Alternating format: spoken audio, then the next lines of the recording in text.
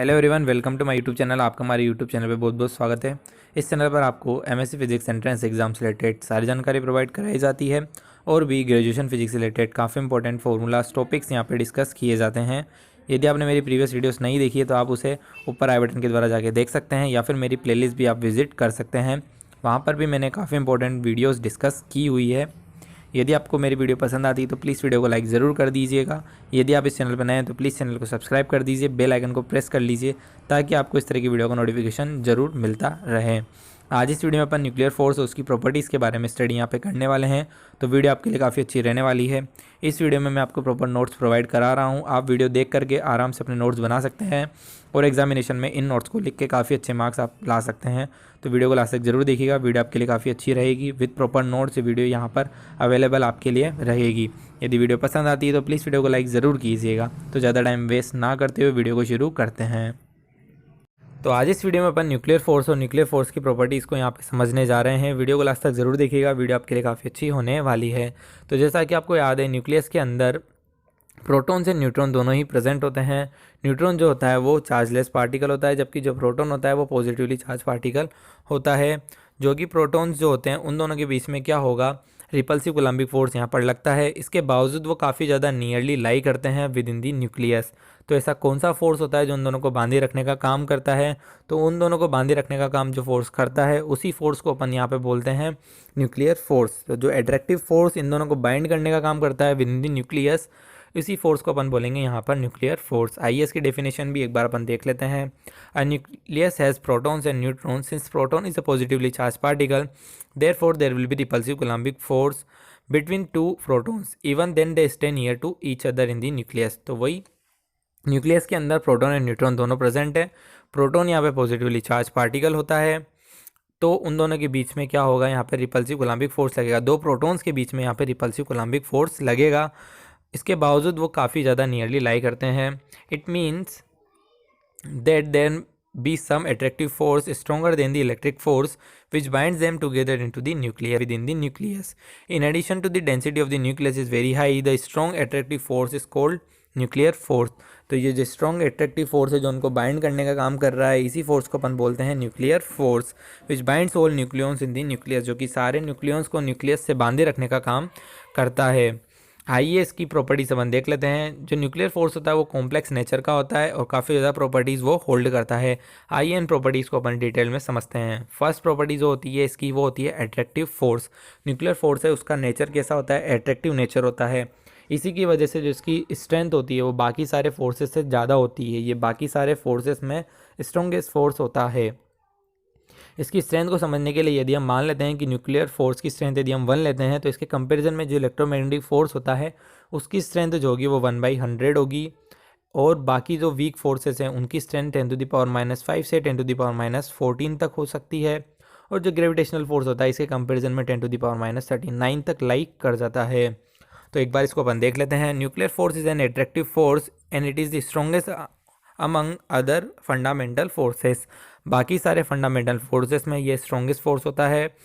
If its strength is assume to be 1, then strength of the electromagnetic force would be 1/100। The strength of weak force would be order of 10⁻⁵ to 10⁻⁴, and strength of the gravitational force would be order of 10⁻39, जो कि मैंने आपको भी बताया है। आइए इसकी second property भी अपन यहाँ पर देख लेते हैं। Short range.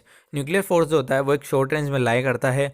चूँकि आपको पता है न्यूक्लियस की जो रेडियस होती है वो फर्मी लेवल की होती है, तो ये फोर्स होता है ये भी फर्मी लेवल तक ही लाई करता है। इसकी जो रेंज होती है वो यूजुअली 1.5 से 2.0 के बीच होती है।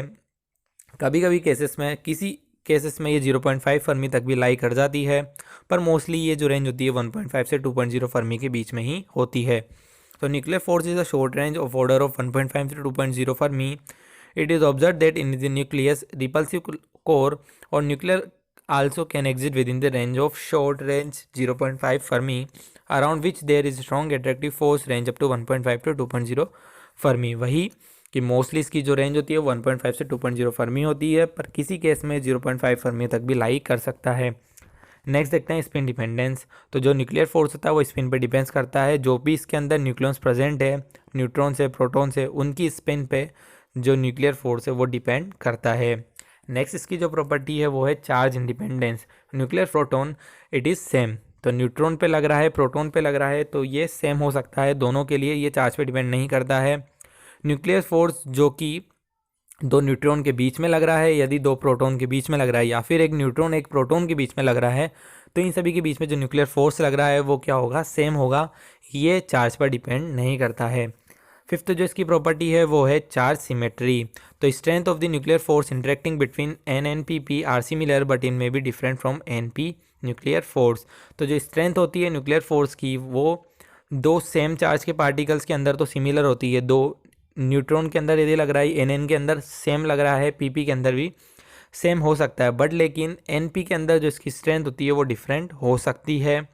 It is observe that the nuclear force also depend upon the total isospin of the nuclear state, और ये न्यूक्लियर स्टेट की टोटल आइसोस्पिन पर भी ये डिपेंड करता है। तो आपको ध्यान रखना है कि जो न्यूक्लियर फोर्स है वो चार्ज सिमेट्री पर भी डिपेंडेंट होता है।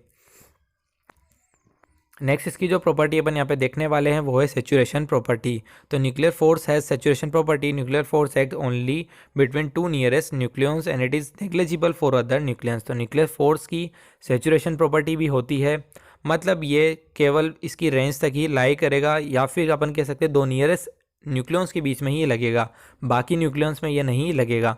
ये जो फोर्स लगने वाला है ये काफ़ी कम रेंज के या फिर अपन बोल सकते हैं नियरेस्ट न्यूक्लियंस के बीच में ही लगता है, इसका मतलब ये सेचुरेशन प्रॉपर्टी भी होल्ड करता है।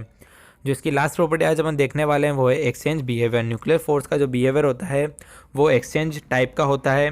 हाइजेनबर्ग ने इसको समझाने के लिए इसकी सेचुरेशन प्रॉपर्टी को काम में लिया था। इसका एक्सचेंज बिहेवियर आप डिटेल में मेसन थ्योरी में समझ सकते हैं, जिसके अंदर आपको डिटेल में समझने को मिलेगा न्यूक्लियन का एक्सचेंज बिहेवियर किस तरीके से होता है। तो आज इस वीडियो में बस इतना ही था, आपको इन प्रॉपर्टी से इंट्रोड्यूस कराना था और न्यूक्लियर फोर्स के बारे में आपको बताना था। यदि आपको वीडियो पसंद आई तो प्लीज़ वीडियो को लाइक ज़रूर कर दीजिए और चैनल को सब्सक्राइब कर दीजिए ताकि आपको इस तरह की वीडियो का नोटिफिकेशन मिलता रहे, और बेल आइकन को भी प्रेस कर लीजिए ताकि आपको नोटिफिकेशन मिलता रहे। यदि आपको इसके बाद मेसन थ्योरी भी समझनी है तो प्लीज़ आप मुझे कमेंट करके ज़रूर बताइए, मैं उस पर भी आपके लिए डिटेल्ड वीडियो यहाँ पर लेकर आऊँगा। तो आज की वीडियो के लिए बस इतना ही। Thanks for watching, please like share and subscribe my YouTube channel.